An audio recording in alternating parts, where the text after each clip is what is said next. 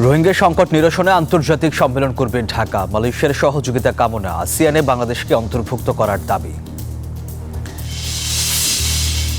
প্রবাসী বাংলাদেশিদের ভোটাধিকার নিশ্চিতের আশ্বাস দুই উপদেষ্টার। অভিবাসন ব্যয় কমানোর বার্তা। ফ্যাসিবাদের পতনের রেমিটেন্স বেড়েছে 26%। এবং মালদ্বীপ হাইকমিশনে আন্তর্জাতিক অভিবাসী দিবস পালিত। প্রবাসীদের আত্মনির্ভরশীলতায় সরকারের সহযোগিতা বাড়ানোর দাবি। সম্প্রতি বাংলাদেশে আরও ৮০,০০০ রোহিঙ্গার অনুপ্রবেশ ঘটেছে জানিয়ে অন্তর্বর্তী সরকারের প্রধান উপদেষ্টা ডক্টর মোহাম্মদ ইউনূস বলেছেন, রোহিঙ্গা সংকট নিরসনে আন্তর্জাতিক সম্মেলন চায় বাংলাদেশ। আর এই আয়োজনে মালয়েশিয়ার সহযোগিতার প্রত্যাশা করেছেন তিনি। মিশরের রাজধানী কায়রোতে মালয়েশিয়ার উচ্চশিক্ষামন্ত্রী ডক্টর জামব্রি আন্দেল কাদির প্রধান উপদেষ্টার সঙ্গে দেখা করতে এলে তিনি এই কথা জানান।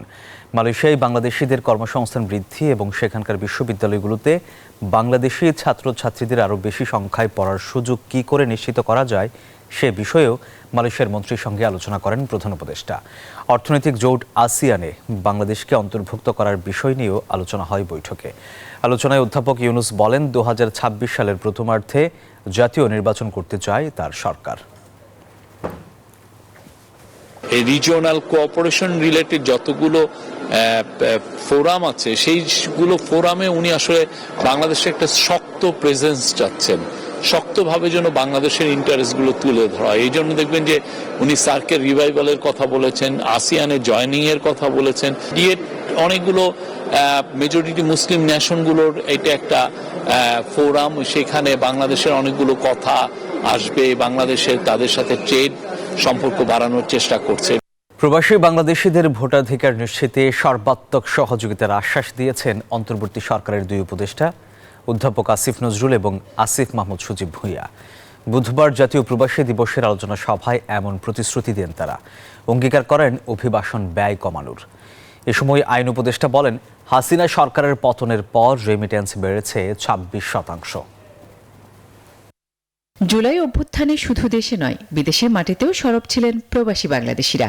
সৌদি আরব, আমিরাত সহ বিভিন্ন দেশে সড়কে নেমে তারা জানিয়েছেন শেখ হাসিনা অপশাসনের প্রতিবাদ। এর মধ্যে জেল জরিমানা, এমনকি চাকরিও হারাতে হয়েছে অনেককে। তাদের সেই দুরন্ত সাহসকে শ্রদ্ধা জানিয়েছে অন্তর্বর্তী সরকার। বুধবার রাজধানীর উসমানী স্মৃতি মিলনায়তনে আন্তর্জাতিক অভিবাসী দিবস এবং জাতীয় প্রবাসী দিবসের আলোচনায় এমন মন্তব্য করেন প্রবাসী কল্যাণ বিষয়ক উপদেষ্টা আসিফ নজরুল।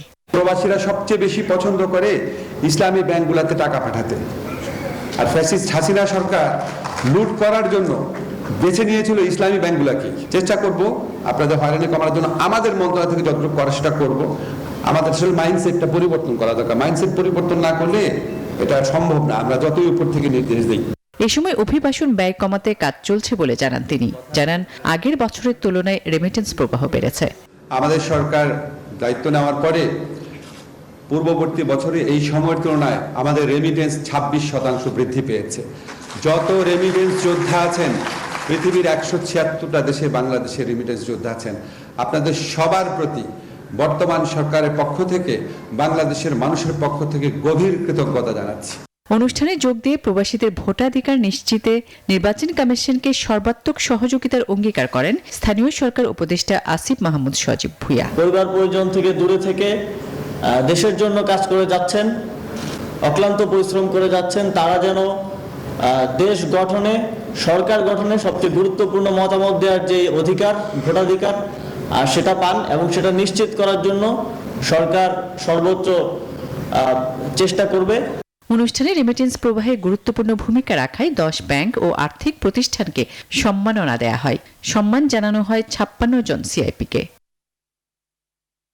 আসমাতুলি, নিউজ 24। প্রবাসী অধিকারের অঙ্গীকারে বৈষম্যহীন বাংলাদেশ গড়ার প্রত্যয়ে মালদ্বীপে পালিত হলো আন্তর্জাতিক অভিবাসী দিবস। দিবসটি উপলক্ষে বাংলাদেশি দূতাবাস আয়োজন করে আলোচনা সভার। মালদ্বীপ থেকে ইমরান তালুকদারের তথ্য ছবিতে ডেস্ক রিপোর্ট।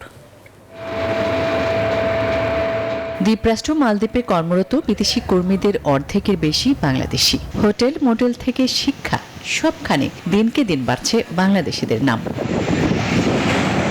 জীবিকার তাগিদে সেখানে পাড়ি জমান হাজারো বাংলাদেশি।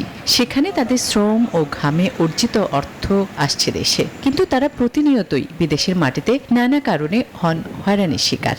এমন বাস্তবতায় মালদ্বীপের বাংলাদেশ দূতাবাসে পালিত হল আন্তর্জাতিক অভিবাসী দিবস। বুধবার কেক কেটে দিবসের আনুষ্ঠানিকতার সূচনা করেন ভারপ্রাপ্ত হাই কমিশনার। এ সময় প্রবাসীরা তাদের বিভিন্ন সমস্যার কথা তুলে ধরেন।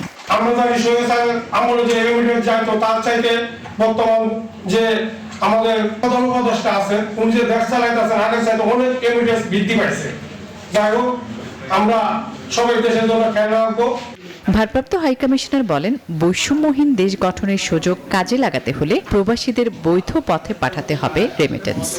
আপনাদের যে কষ্টার্জিত রেমিটেন্স যে আপনারা প্রবাসে আয় করছেন সেটি কিন্তু আমাদের বৈদেশিক রিজার্ভের অন্যতম একটি বড় খাত। সেজন্য আমরা অবশ্যই চাইবো যদি আপনারা বৈধ পথে পাঠান তাহলে কিন্তু সেই টাকাটা সেখানে যায়। সেদিকটা আমাদেরকে সবাইকেই মাথায় রাখতে হবে, যেহেতু আমরা চাই যে আমাদের প্রবাসীদের যে আয় সেটি যেন বাংলাদেশে যথাযথভাবে যায় এবং আমাদের বৈদেশিক রিজার্ভ সেটি যেন আরো বৃদ্ধি পায়। বক্তারা বলেন, শেখ হাসিনা সরকারের পতনের পর রেমিটেন্স প্রবাহ বাড়ছে। এই ধারাবাহিকতা বজায় রাখতে প্রবাসীদের উদ্বুদ্ধ করতে হবে আরও। Desk report, news 24।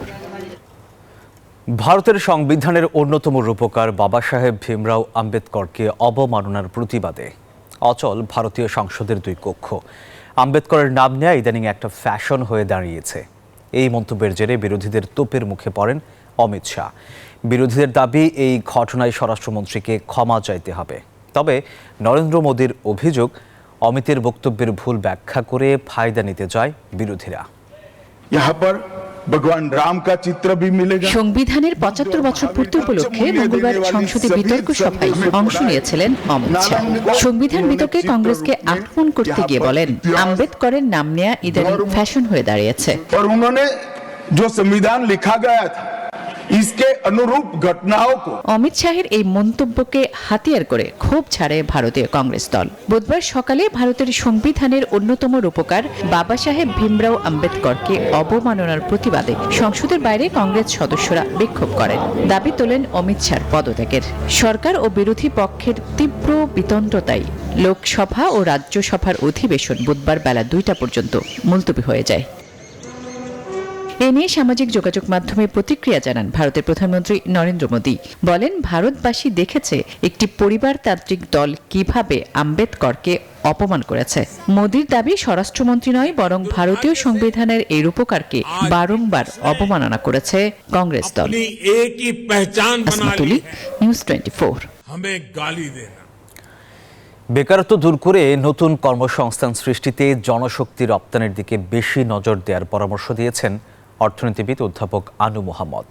বুধবার আন্তর্জাতিক অভিবাসী দিবস উপলক্ষে জাতীয় প্রেস ক্লাবে এক আলোচনা সভায় এই পরামর্শ দেন তিনি।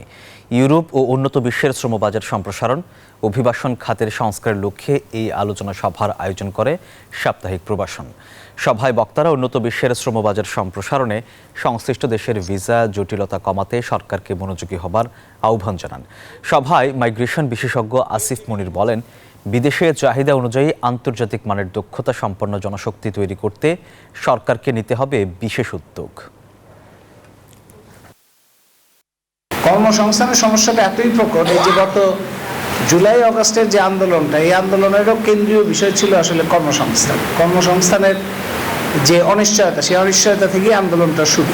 সরকারের দায়িত্ব প্রথমত এইখানে যারা যাবে, এই যে কোথায় কোথায় যাওয়া যায়, প্রবাসী কল্যাণ মন্ত্রণালয়ে তো গবেষণা সেল থাকার কথা, যারা প্রতিনিয়ত কাজ করবে যে কোন দেশে কত চাহিদা, কি ধরনের শ্রমশক্তি দরকার, সেটার জন্য কি কি ধরনের ট্রেনিং দরকার।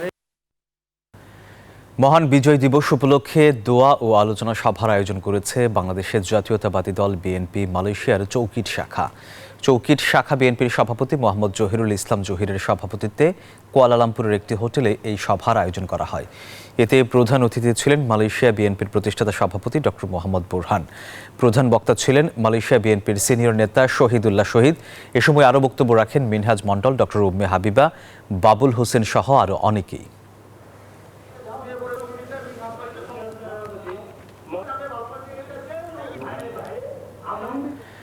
মালয়েশিয়ায় বিজয় দিবস উপলক্ষে পেনাংয়ে সাংস্কৃতিক সন্ধ্যা ও গুণীজন সংবর্ধনা অনুষ্ঠিত হয়েছে।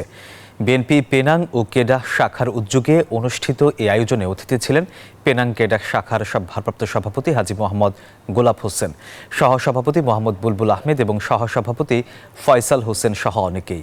সাংস্কৃতিক সন্ধ্যায় সঙ্গীত পরিবেশন করেন চ্যানেলাই সেরা কণ্ঠের শিল্পী অনিরুদ্ধ শুভ সহ প্রবাসী স্থানীয় শিল্পীরা। শেষে পেনাং প্রদেশের প্রবাসী সফল বাংলাদেশিদেরকে সম্মাননা প্রদান করা হয়।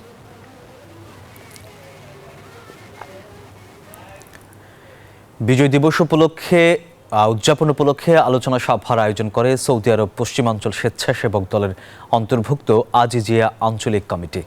জসিমউদ্দিনের সভাপতিত্বে এতে প্রধান অতিথি ছিলেন আলাউদ্দিন সিটিজি। প্রধান বক্তা ছিলেন হানিজ সরকার। বিশেষ অতিথি আব্দুল করিম, আব্দুর রহিম, আমজাদ হোসেন, নূর আলম, শেখ বাহার, মোহাম্মদ আমজাদ, মুস্তাকিম আহমেদ শাকিল সহ আরও অনেকেই। সভায় শহীদ বীর মুক্তিযোদ্ধাদের শ্রদ্ধার সঙ্গে স্মরণ করেন বক্তারা। সে সঙ্গে 25 সালের শেষে নির্বাচনের রূপরেখা প্রণয়নে প্রধান উপদেষ্টা ডক্টর মোহাম্মদ ইউনূসকে ধন্যবাদ জানান।